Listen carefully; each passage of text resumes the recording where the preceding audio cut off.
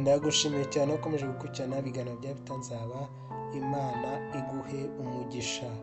Wari mu majyaruguru, amajyepfo, iburasirazuba ndetse n'iburengerazuba, tutibagiwe n'umujyi wa Kigali, ndabaramukije cyane. Imana ibakomereze cyangwa ibongerere ku byo mufite.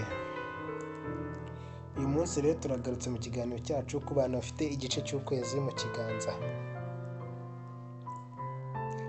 Abantu bafite igice cy'ukwezi mu kiganza, tugiye kurebera hamwe topic y'uyu munsi igira iti: ese ni ukubera iki abantu bafite igice cy'ukwezi mu kiganza badakunze guhirwa mu rukundo cyangwa badakunze guhirwa n'urukundo? Umuntu ufite igice cy'ukwezi mu kiganza, nk'uko bisobanurwa mu myizerere ya gakondo n'imyitwarire y'umutima, ntakunda guhirwa byoroshye mu rukundo kubera impamvu zifatika zituruka ku miterere ye yihariye y'umutima muremure, ubwirinzi bwo ku mutima n'imyemerere y'umubano wimbitse. Dore impamvu nyamukuru zishobora gutuma adahirwa vuba mu rukundo. Cya mbere, akunda mu mutuzo wimbitse ariko ntabitangaze ku gihe. Afite urukundo rutuje, rutavuga cyane, ariko ntakunda guhubuka kugaragaza amarangamutima ye. Ibi bituma uwo akunda ashobora kutamenya ko yitaweho cyangwa akibwira ko atamukunze bihagije. Akundira mu mutima ariko ntamenya gutangaza uwo akunda ibyo akeneye kumva. Cya kabiri, ashyira agaciro ku rukundo rurimo ubusabane bwimbitse kurusha iby'inyuma. Ntashishikazwa n'amafoto, amagambo meza, impano cyangwa ibintu by'akanya gato.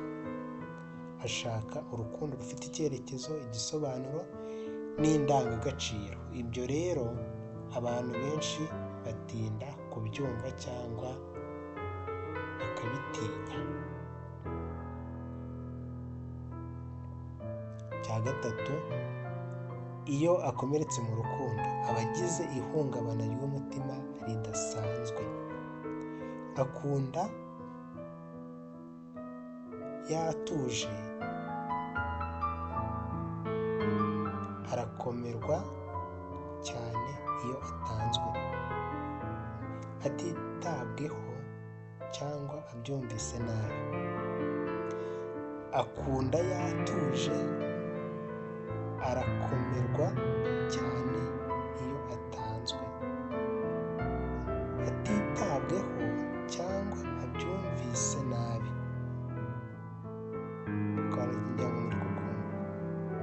Bishatse kuvuga iki?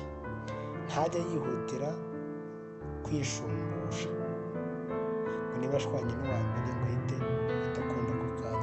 Oya, ibi bituma abaho igihe kirekire ari wenyine cyangwa yizirika ku muntu udakwiriye.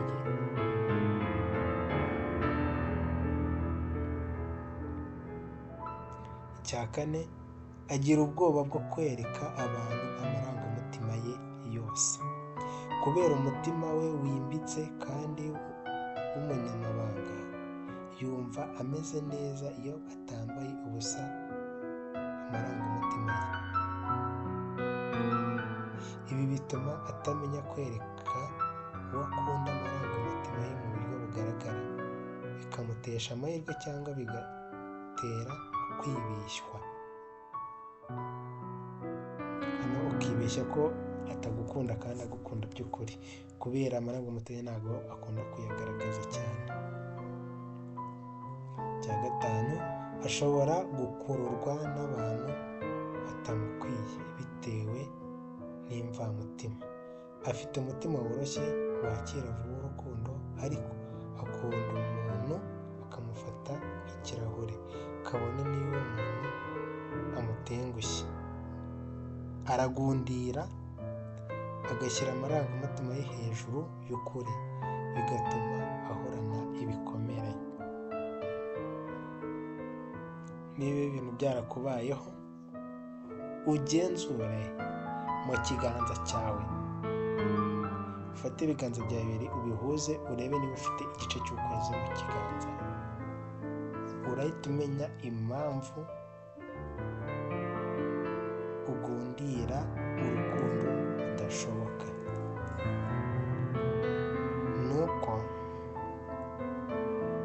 ufite igice cy'ukwezi mu kiganza.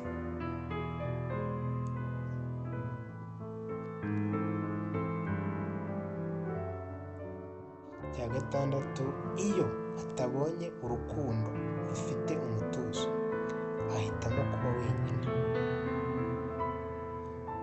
Umva wundi iyo amushwaniye cyangwa ntamubere umwizerwa, ahitamo kuba wenyine. Ntashobora kwihanganira urukundo rwuzuye imvururu, impaka cyangwa ibinyoma. Umuntu ufite igice cy'ukwezi mu kiganza, uru rukundo rwuzuyemo imvururu, impaka n'ibinyoma, ntago ajya imbizi narwo. Iyo abona ko ntarwo yishimira, arituriza akigira mu buzima bwe atavuze byinshi.